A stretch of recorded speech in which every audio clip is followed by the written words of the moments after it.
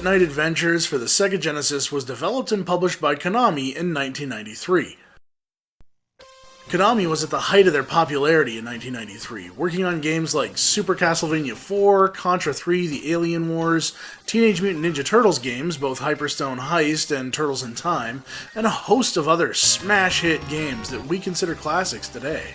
Rocket Knight Adventures was no different. It plays as a side-scrolling platformer, and the mechanics are built out of years of experience in the industry that only a veteran like Konami could have given gamers.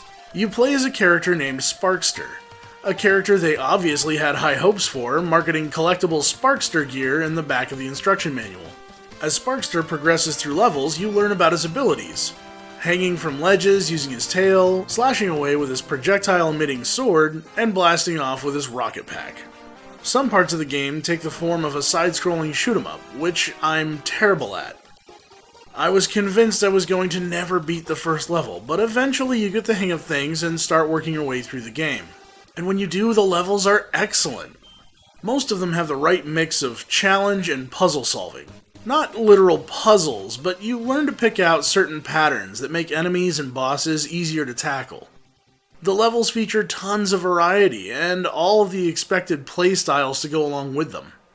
While I thought of something like Teenage Mutant Ninja Turtles when I saw the water level, you can learn that it isn't as bad as your brain wants to make it out to be. What you learn, however, is that levels are long. The back of the box says that there are 7 levels, and while I thought I was working my way through the game fairly quickly, I learned that these were just short sections of a stage, and each stage encapsulated the multiple playstyles, and each section typically included multiple mini-bosses to boot. I quickly learned that this game was going to be a lot more sprawling than I had originally thought.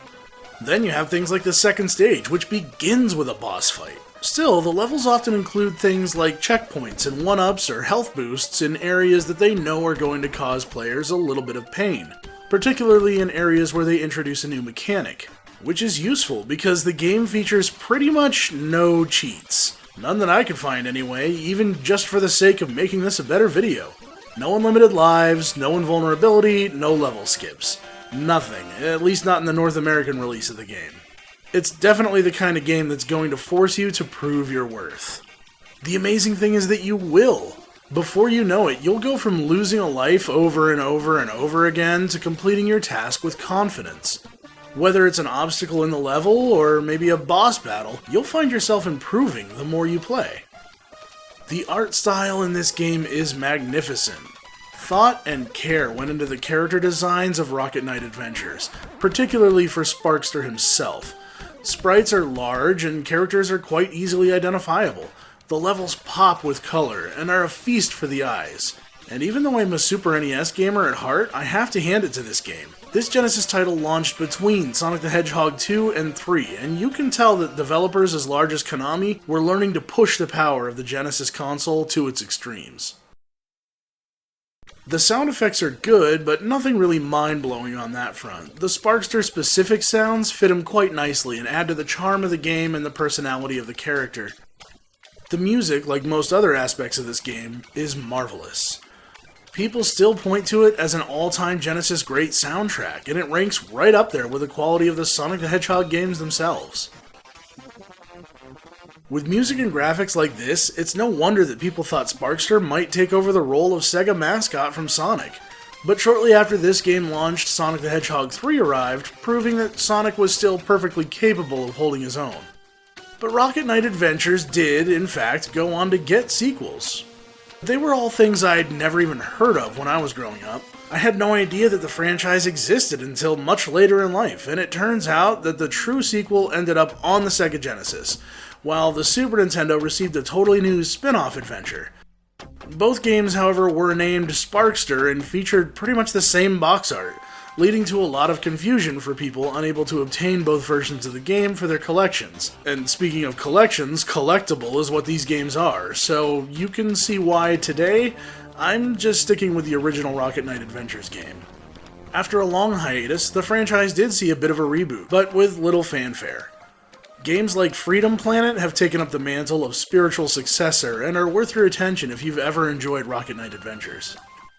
With Konami's magic touch for making a fun game, typically came an engrossing world, and Rocket Knight Adventures doesn't disappoint. The manual tells us what we need to know.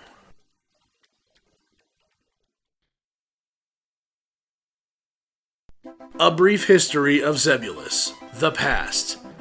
The world you are about to encounter is called Elhorn. It's a world of warriors, magic, and machinery. It's also home to the kingdom of Zebulus.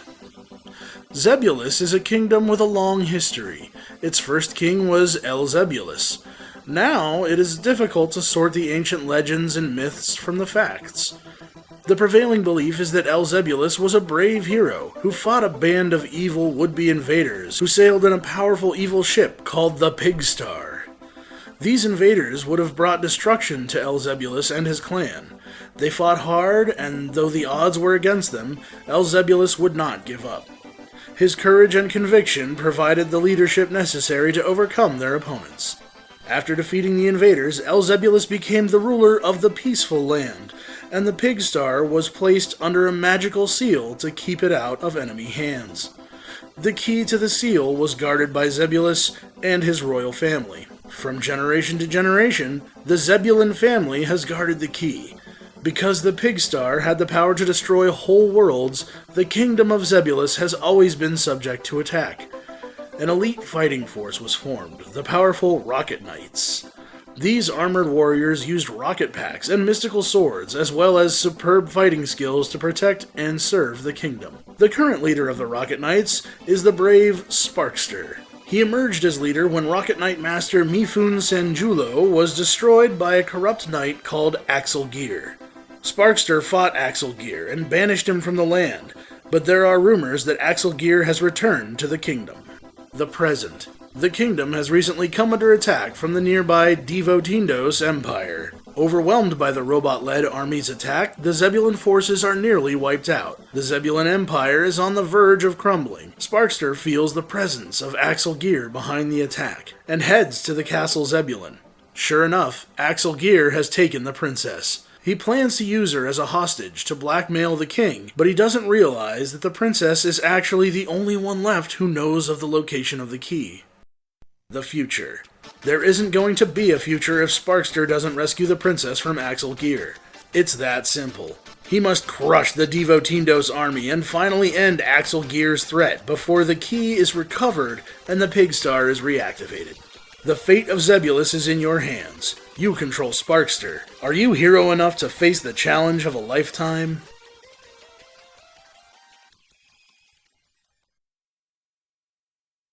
That great deal of information leads us into the game, where at first we don't experience much of that story building, but before long the game itself actually does start to piece together the next part of the story. The further you get, the more of these moments you get, giving you a reason to continue in the game. Although the difficulty settings allow you to add more lives and more continues, this game still wants you to prove yourself worthy of the title of Rocket Knight. What you've seen here is just the beginning though. There's certainly a lot more to your adventure. I only want to prepare you for our story so far. Hey everybody, thanks for watching episode 43 of Our Story So Far TV. If you enjoyed learning about the backstory of Rocket Knight Adventures and Sparkster, please give a thumbs up, and even better, share it with your friends. If you want to talk about it, you can always leave a comment down below, or shoot me a message on Twitter, @NewAngel, that's NUANGEL. Every episode of Our Story So Far TV is stored over at ourstorysofar.tv in 1080p quality. And as always, I'll have a new episode ready for you again in 2 weeks. Until next time, take care of yourself.